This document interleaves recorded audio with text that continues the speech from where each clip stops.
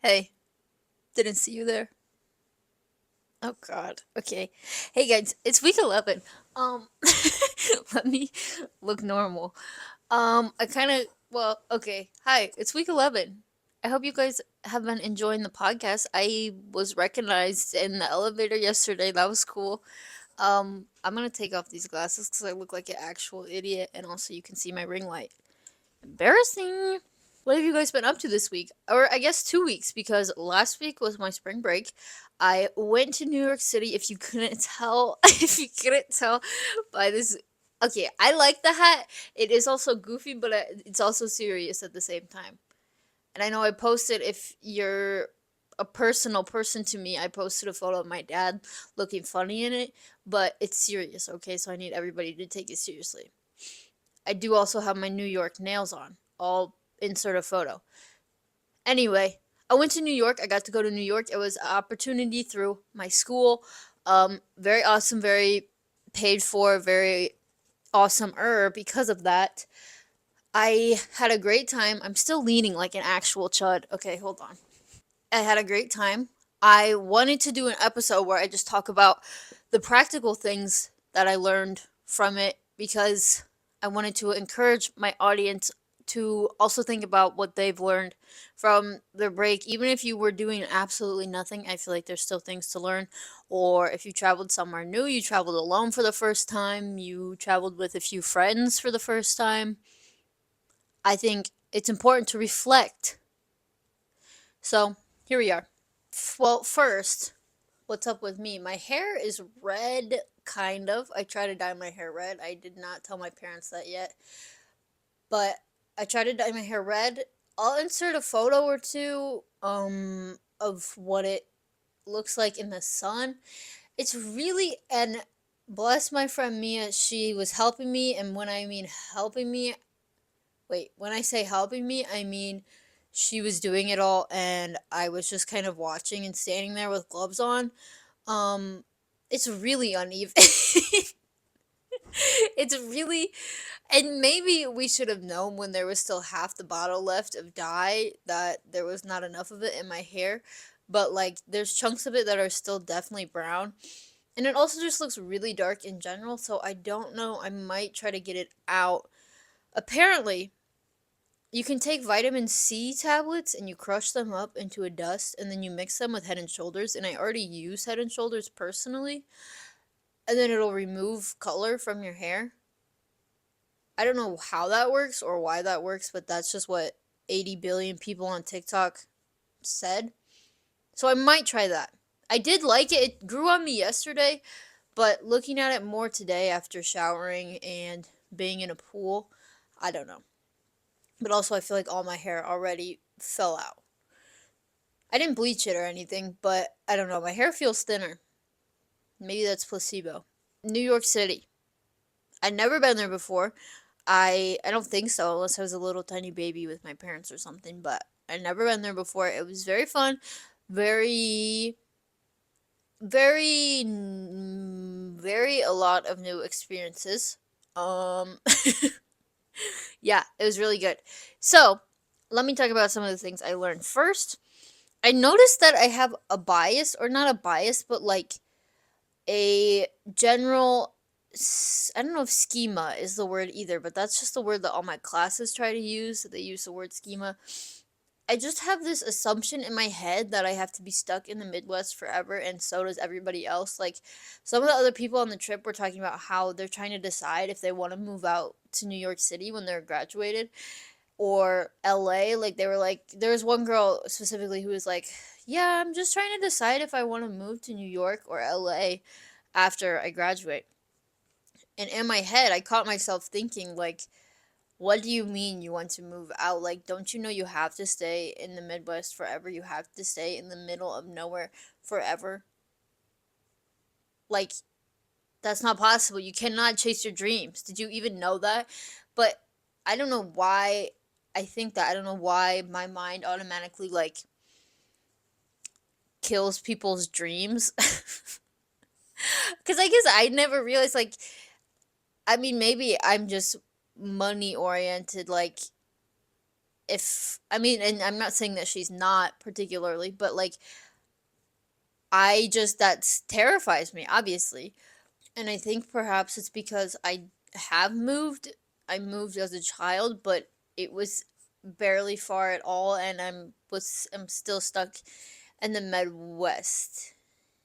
Well, like I grew up personally. I grew up in a place where like generations just stayed in the same. Not really, but that's what it felt like.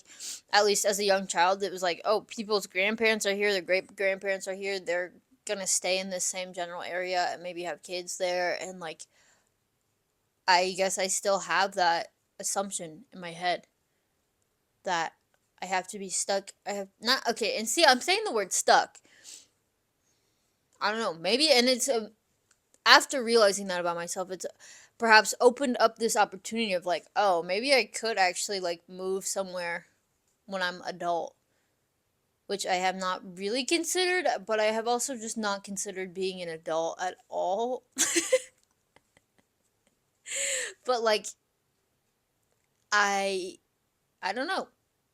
I realized that I can actually be active on a trip and it be okay. Like I don't know how other people's families vacation, but like my family will do like one or two things. We'll do like one or two things for like a long time, or like an activity, a big activity, and then we have to go back to the hotel and we have to like rest. We say nap time, and then my dad takes a nap, my mom reads a book or takes a nap, and me and my brother just sit on our phones on the couch or in the hotel bed for like an hour or two, and then we go get dinner or something.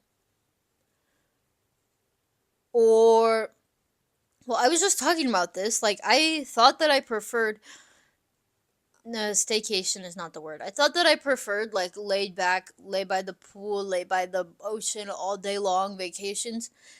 But it was actually fun and really awesome to just be doing things constantly in New York.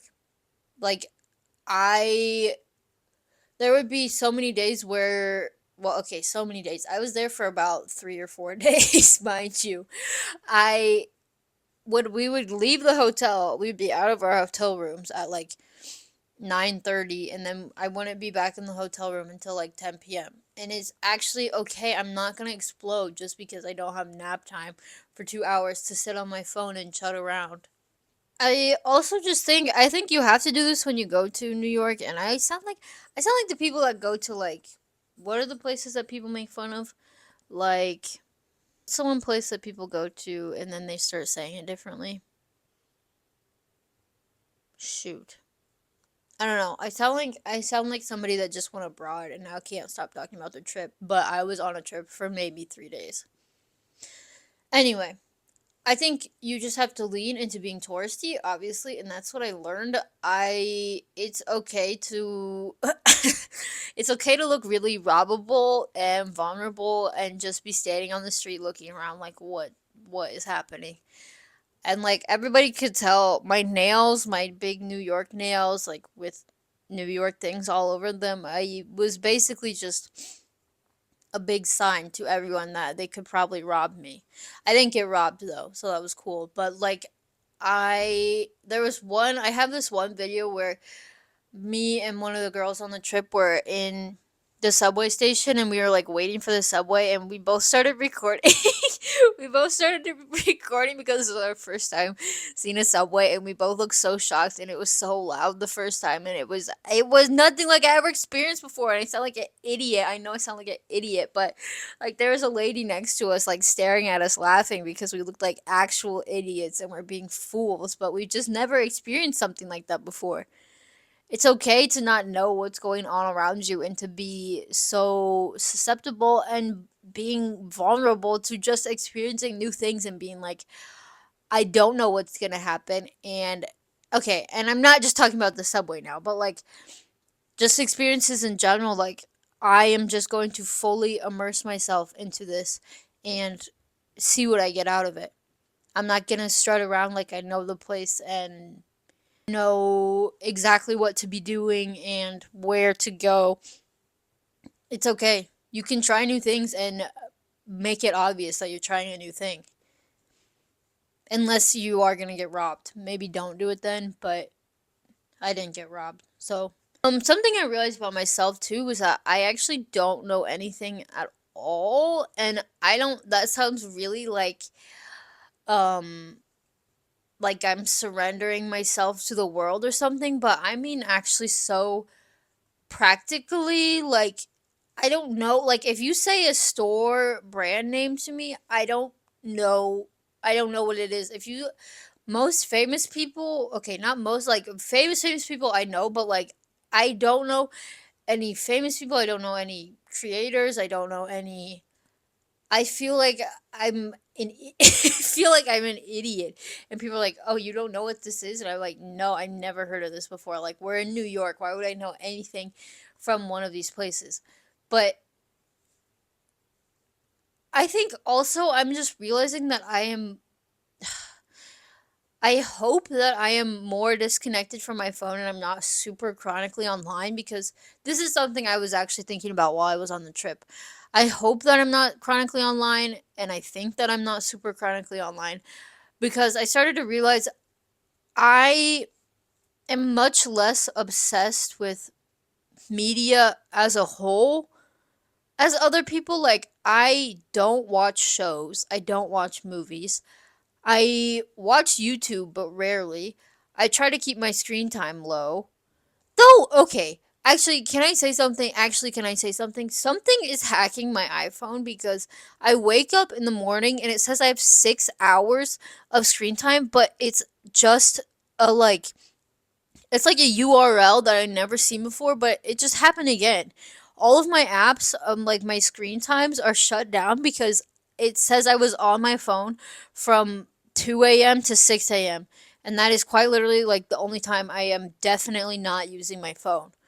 And it says that, I don't know. Anyway, I started to realize that I am not as obsessed with media that other people create. And in fact, I am much more interested in the media that I can personally create. And I spend a lot, well, I spend probably a lot more time looking at my own media than other people look at their own media, but like, I watch my vlogs. I made a vlog for New York, a cute little montage. I've probably watched it like 23 times. That's not exaggerating. I watch my other vlogs that I've made, like, for myself. Like, if you're on my spam, I have a spam account, but it's not really an actual spam account. Like, I just create art, artistful artist artful, that's what I'm looking for, artful vlogs. I try to make it very meaningful to me. Of course, everybody's spam is meaningful to them, whatever. I'm talking like a teenage girl. I am a teenage girl, so it's okay. But I spend so much more time watching my not more time than I spend watching other stuff, I guess, but I hold that very close to me. And like, I walking around some of the we got to go to the Museum of the Moving Image, which was very, very cool. And it made me miss having not an actual show though, but like, I miss having, in high school when I had two shows and like I was writing scripts, I was editing it, I was producing it, directing it, starring in it. I was doing literally every single role, which caused me the craziest burnout of it ever. But seeing like the scripts and like how people like they have all of the like people writing on napkins with like crayons, and it's them coming up with ideas for these big things. They have like the original stuff from that, and it just made me feel so.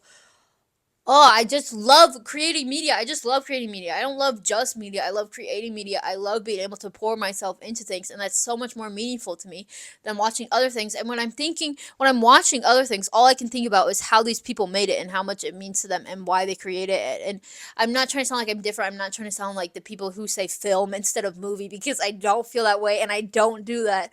But I think that's one of the things that made me realize I love creating media is like I can't watch a movie without thinking about, and I sound like I say film instead of movie. But I just can't not think about how it was created. And I'm not saying I'm different. Hopefully you do that too. Sorry for all of the disclaimers. That is just so, I'm pointing at my TV right now as if something's happening on it, but I'm just thinking um That is just so important to me. And to loop that back to what actually got me started talking about this, but like I'm really bad at understanding like pop culture references or like what's going on in the media world. I concern myself more with what I can do and what I'm doing. And maybe that is being just self concerned or self involved or self absorbed. But that is so much more interesting to me. And again, I'm not trying to sound different. But I don't know. I just I we've talked about this in one of my classes actually, but when I use my iPhone or when I use my TV, it is purely for entertainment. It's not me information seeking. It's not me like usually looking for new things to buy. I I've switched my goal. That's what my class talks about. Sorry, that's a reference for Jay, I guess. I've switched my goal to a play goal, and I just use my phone for play. I use my phone for entertainment. The actual meaningful stuff is whenever I get in the lab and I get to work. But I'm kind of being serious.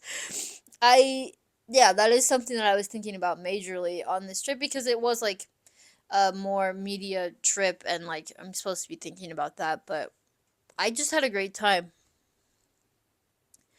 I also realized this isn't even written down, but just like how much there are some professors that I am so obsessed with and I love, and it's not even that hard for them to win me over. They just have to actually be so involved in their craft, in love with what they're doing, and be engaging.